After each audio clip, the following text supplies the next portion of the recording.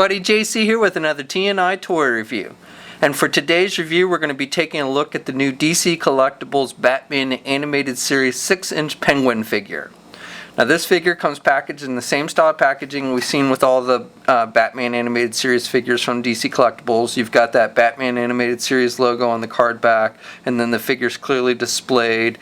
You can see the accessories as well, and you've got the Batman Animated Series down below.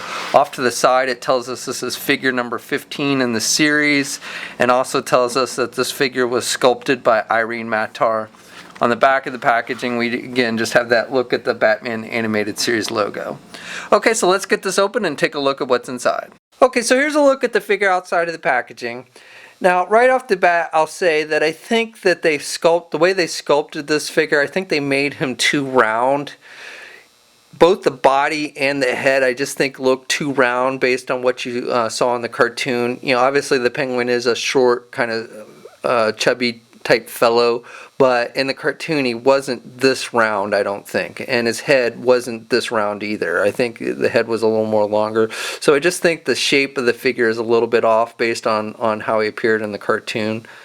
I do think, you know, the face sculpt with the nose, I think, is pretty good, and he's got the eyepiece, which is not removable. I think that all looks pretty good, and he's got the hair like you saw in the cartoon, the longer hair, and that's sculpted, it's all black, and it's just sculpted with kind of that vinyl material, and he's got his top hat, which is not removable on this figure, and then he's got the jacket, which is, again, that kind of vinyl material for the actual coat part, and then the sleeves are sculpted on. He's got the little buttons, and you can see his shirt underneath there a little bit, the lime green shirt, and he's got this bow tie. I think the skin tones are pretty good with the figure, and the paint applications are pretty solid, and he's got the black shoes. So again, my only real complaint with the no complaint with the paint applications, and my only complaint with the sculpting is I just think he's a little bit too round. The figure comes with a number of accessories. So the first accessory he comes with is the figure stand, like we see with all the figures in this line. So it's got the white base with the images of the character, and then it's got that translucent plastic clamp which extends forward and backwards. Now the clamp on this for this particular figure is kind of a waste because the figure is so wide that the clamp can't really grip the figure at all.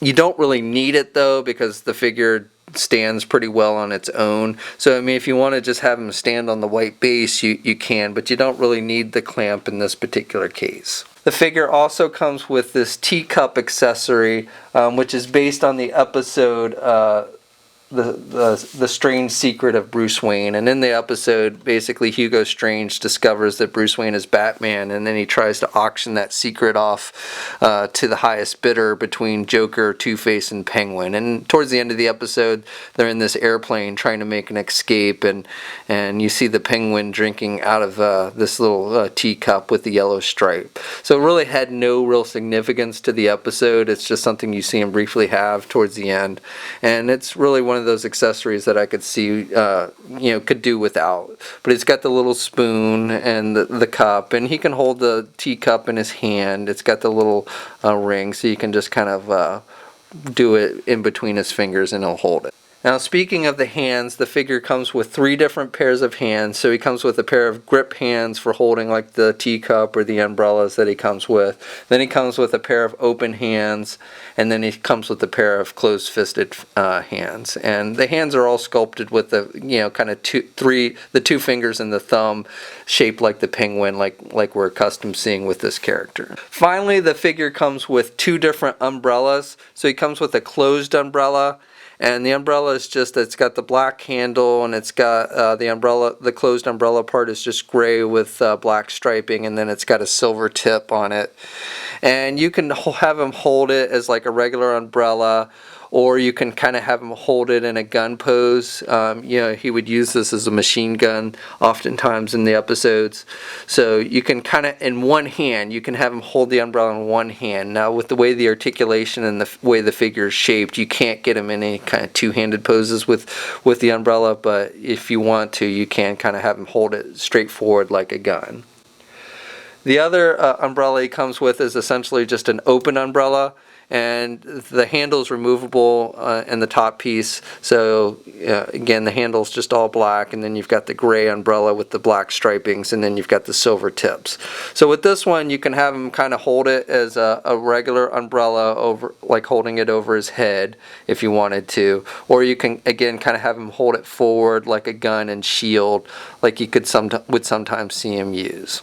Now I will note that the handle is kind of thin, so if you really want him to hold the umbrella tightly, you've got to kind of wedge it between his fingers. Otherwise, it's just going to slide down when you have him hold it.